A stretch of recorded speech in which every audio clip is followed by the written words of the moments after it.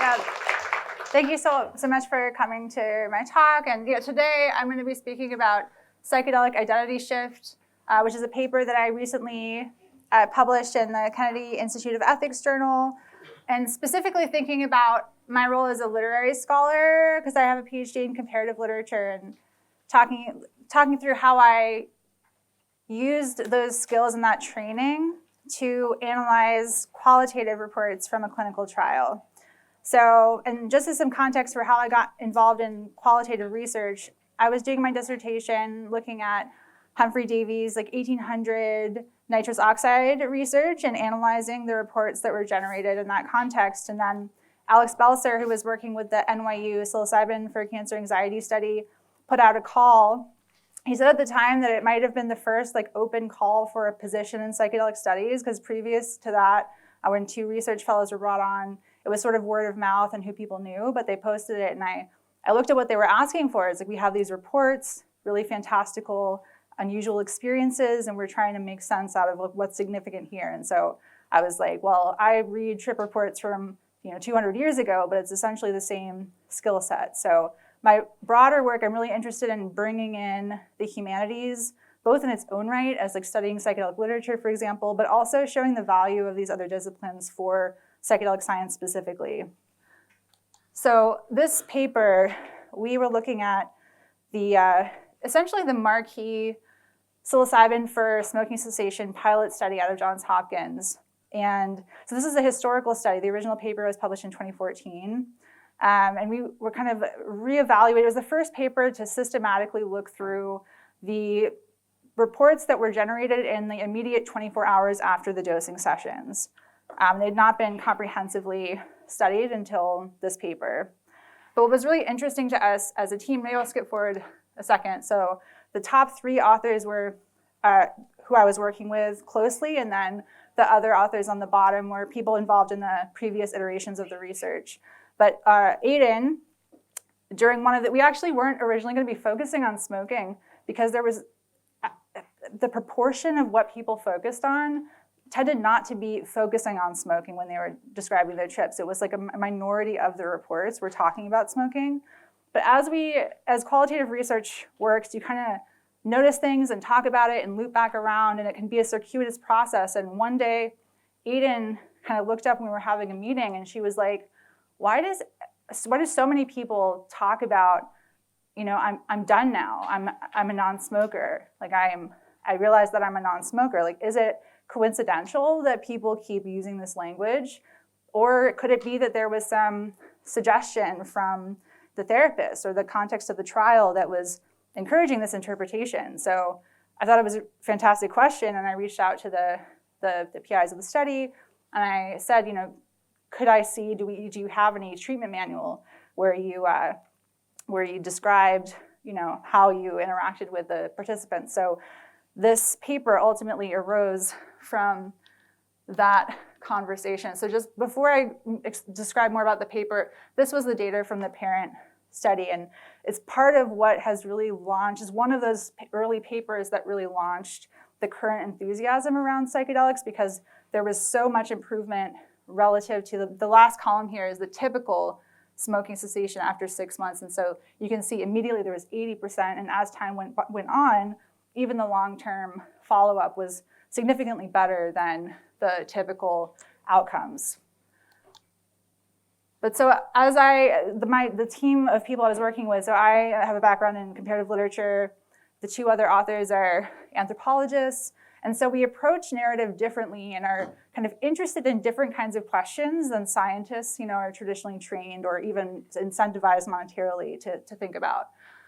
So we combined narrative analysis from anthropology, close reading from literary analysis, and interpretive phenomenological analysis, or IPA, from psychology.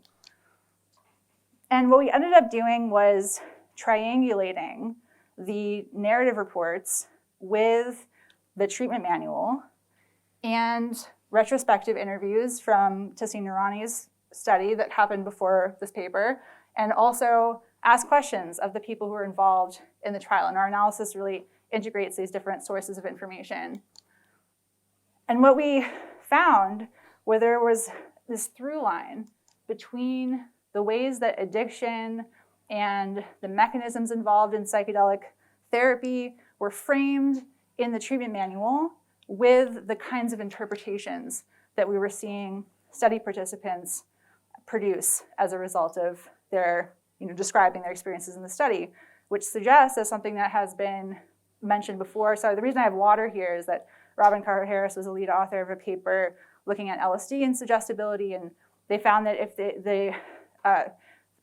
the people running the study could suggest, you're drinking an especially refreshing glass of water, and the people on LSD would say like, oh yeah, like this is really quite special water. So we've seen those phenomena happening in general, and a lot of the parallels that we noticed in this paper suggest that might have been going on with the way that participants experienced and reflected upon their psychedelic experiences.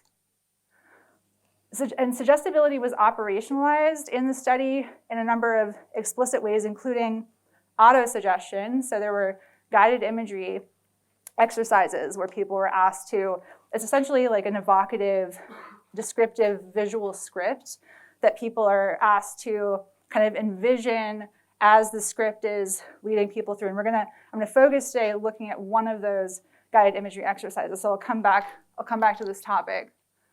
But when we were looking at the treatment manual, we noticed that it was a big document, 100 pages, and there was all this information about things that people were told ahead of time with preparation, after the experiences, and specific integration activities.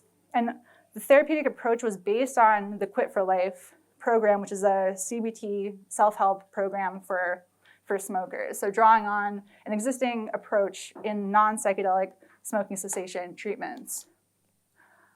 And although the parent study paper had alluded to the range of materials that were included in the treatment manual, it was like in passing, like we included guided imagery, and then that was all that there was space for in scientific journals.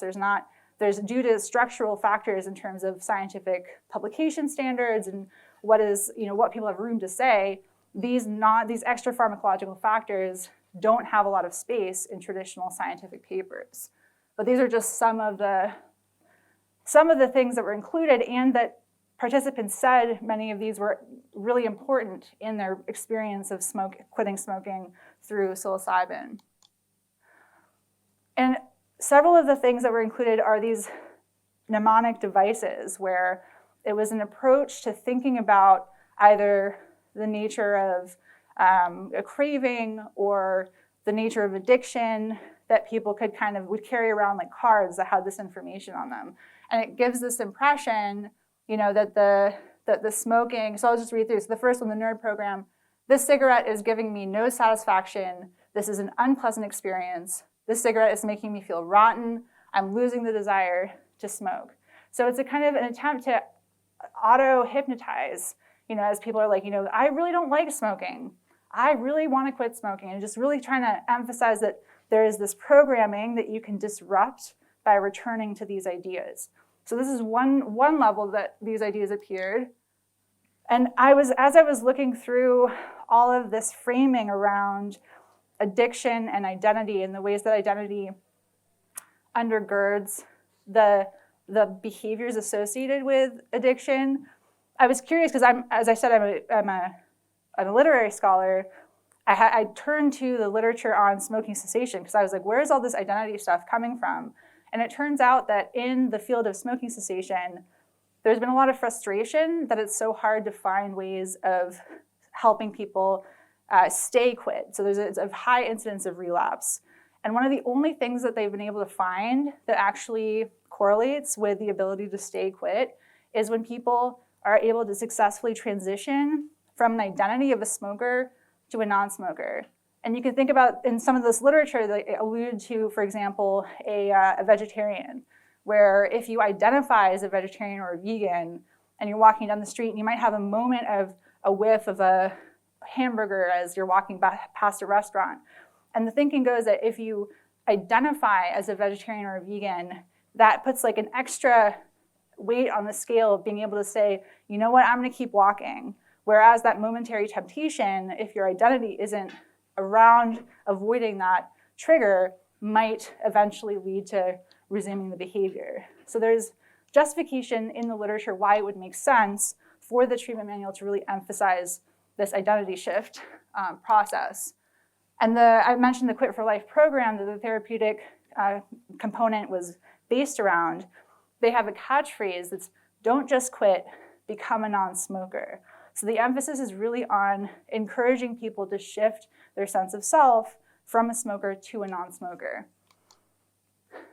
And there's a lot of descriptions in the treatment manual about smoking and the nature of addiction and quitting.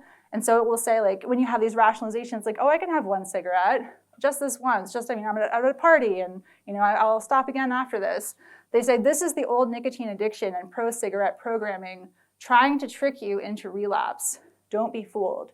So really emphasizing that there is this external agency of some kind, that you are at root a non-smoker, always have been, but there is this parasite essentially that has latched onto you and so in the paper I made the analogy with like a cordyceps fungus, like this, because there's a really strong parallel in the sense that it's presenting it as it's the way the cordyceps fungus might hijack an insect's nervous system for the purpose of reproducing the fungus at the expense of the organism. That is how smoking is portrayed, or nicotine addiction is portrayed in the treatment manual. And I saw that there were some interesting ways that these ideas from the treatment manual would appear in the phenomenal content of the psilocybin experiences themselves. So this person described a specific image that they had. It was me in the red coat lighting up a cigarette, and then it spread into a grid. So it was like that one cigarette was 1,000 cigarettes. And so it's this idea like you can't have just one that came up in the treatment manual appearing as this like fractal compressed image of all of these future moments of smoking tied to that one decision to smoke again. So these realizations were experientially explored in the contents of the psychedelic experiences. What I really want to focus on today is this shadow guided imagery. It's the only guided imagery in the entire treatment manual that never repeats. It's only at the end of the first dosing session. And it happens right as you're coming down, and then they light up a cigarette, and then you have this guided imagery, and then you intentionally, ritualistically stub out the last cigarette after this guided imagery exercise. So it's like really cathartically building up to the quitting moment. But what's so interesting from a literary perspective of like looking at the language that they're using here is that it's very ideologically loaded.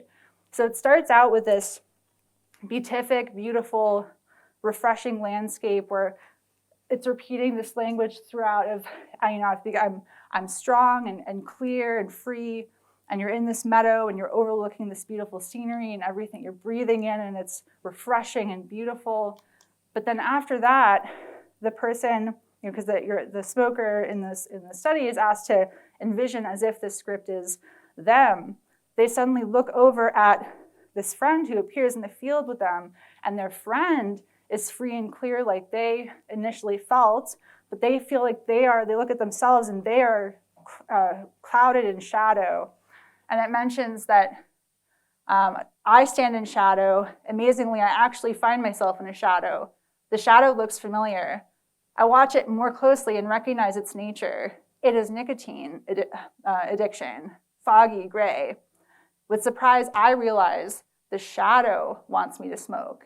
It wants a cigarette. And I thus experience, I want a cigarette. So it's really emphasizing this external parasitic force. And then just like that earlier nerd mnemonic device emphasizes, it really hyper-focuses on this negative interpretation, this kind of pathologization of the smoking, where it's all of the really bad physical sensations and really emphasizing the negative components of it. And then it transitions from that into the friend suggesting, you're not really this foggy shadow. You're just stuck in this. And how about we just get you out of it? And you can just step out. And then after that, they release the balloon, and the person, envisioning this exercise is asked to imagine the balloon going out into the darkness and saying, now I am free, higher and higher, further away from me. I look after it, it gets smaller, ever smaller. I hardly can see it. It disappears. And then you have this ritual lighting and stubbing out of the final cigarette. So, and then we saw the reports paralleling this kind of language where it said, I realized that I was holding all of these issues in the cigarettes that I've been smoking and slowly poisoning myself with this pent-up emotion. By letting go of the smoking, I was in fact opening up to the world again and revealing the real me. Another example is psilocybin helped me understand that my true self is and always has been a non-smoker. So one thing that stood out to me as I was reading through this is that's a lot of stuff going on behind the scenes. It's not just the psilocybin, right? And there's a lot of ethical considerations to have here, because imagine that same pathologizing language, except you're not really trans, you're not really gay. Being gay is like being in shadow, and really emphasizing this disgusted approach to describing relationships. And then you come out of that and then encouraging someone to, you were always already pure and straight and cis. Just release this. And I'm concerned about that kind of approach. It's okay with smoking, it's not controversial with smoking. But there's a lot of people who are actively encouraging a kind of new revival of conversion therapy in like Jordan Peterson, who has a strong interest in psychedelics. We know that there's this history of conversion therapy, so-called conversion therapy, with psychedelics in the earlier wave. And I think that we should be on alert to those kinds of ideas overlapping with these kinds of methodologies that until this paper was published, wasn't really widely known beyond the researchers who were actively involved in that study. And I should mention that conversion therapy is legal, this is the United States, but is legal a lot of places. People don't realize that. So as psychedelics mainstream, it's very possible that we'll see things like psychedelic megachurches, psychedelic conversion therapy, and people like Jordan Peterson are encouraging these sorts of things. So ideologically, I think it's a really important topic to consider, what is going into these studies and how could this be misused in terms of overlapping with different kinds of ideologies about what it means to be healthy in society. And overall, the larger point that I would like to make is that this is really interesting. There are all of these factors that were going into the clinical trials that just got a sentence in their publications. And so as we're thinking through, what is the role of set and setting? How much is suggestibility? It will be helpful for more of this broader context of the studies to be part of the conversation. And whereas for the original researchers, they were borrowing guided imagery from other studies, it's that's not the focus of what they're interested in. But for people in other disciplines, that's really fascinating. Using this hypnotic, repetitive language and seeing how, is that possibly a component in these therapeutic outcomes is something that more research with different disciplines could be developed along these lines. So thank you so much for your time and attention.